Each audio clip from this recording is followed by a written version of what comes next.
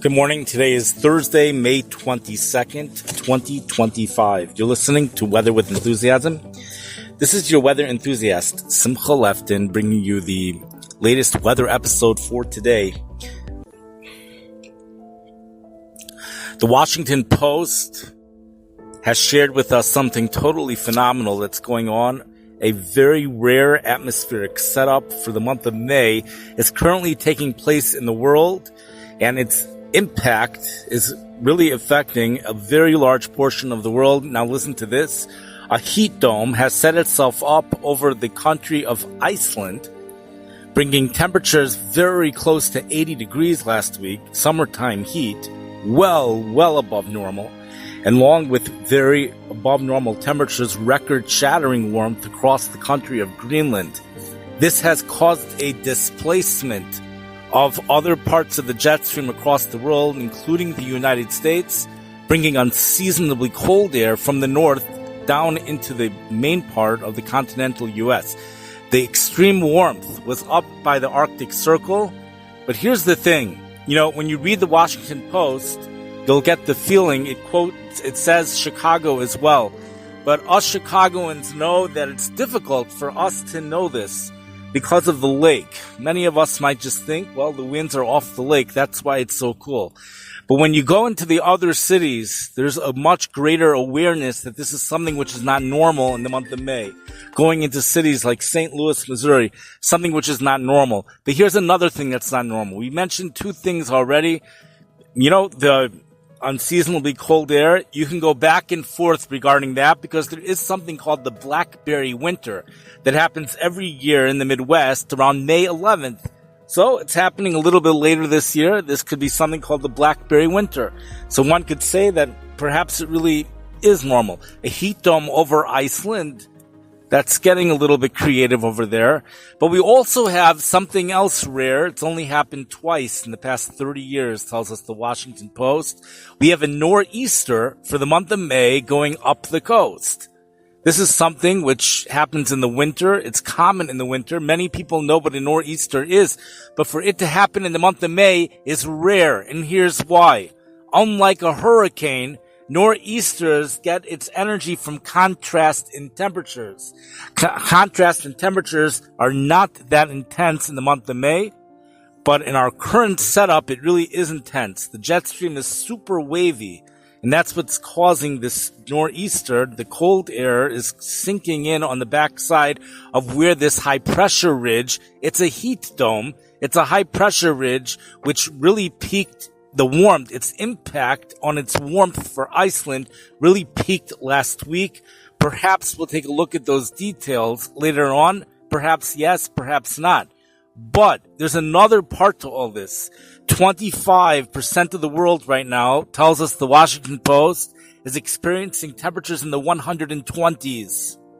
It's really almost unbelievable. I would say, if it wasn't for the fact it's the Washington Post writing this, weather-wise, I would say it is unbelievable. I would say it's unbelievable. 25% of the world has temperatures in the 120s. This is something remarkable, and I would not be surprised to read on a different day that they made a mistake.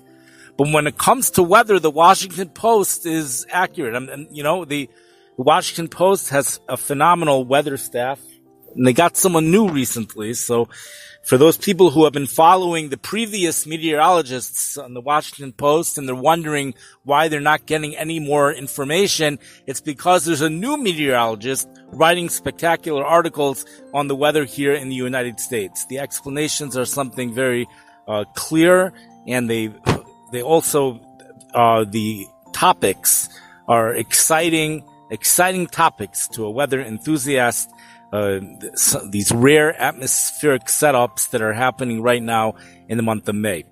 So this is a tremendous chesed Hashem that we were given, that certain weather enthusiasts today were given the opportunity to ignite their soul, even at a time that maybe their soul was not ignited, and it came about through the Washington Post. So we express gratitude, not just to HaKadosh Baruch Hu, but also the Washington Post, for bringing this to our attention, and using the lashon that they use is able to ignite a person, to mamish save them, to provide a shmiras hachet, and in that schus, may they continue to be matzliach in the articles that they write, and may HaKadosh Baruch Hu watch over all of those that might be harmed in any way from this nor'easter on the East Coast, and Adraba, make it into an event where people are able to connect with each other, people are able to do chesed for each other, and make it into an overall positive experience instead of a negative one. Thank you for listening. I wish everybody a wonderful day.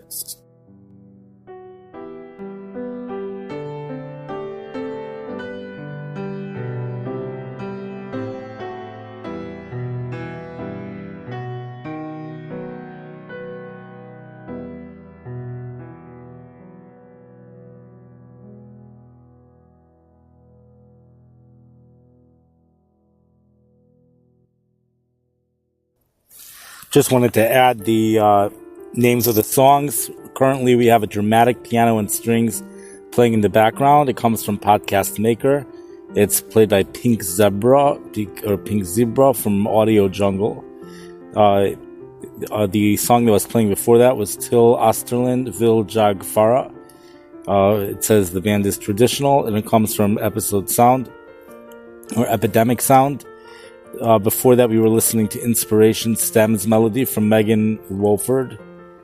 Before that, we were listening to Natural Inclination for just a very short period of time, played by Dream Cave.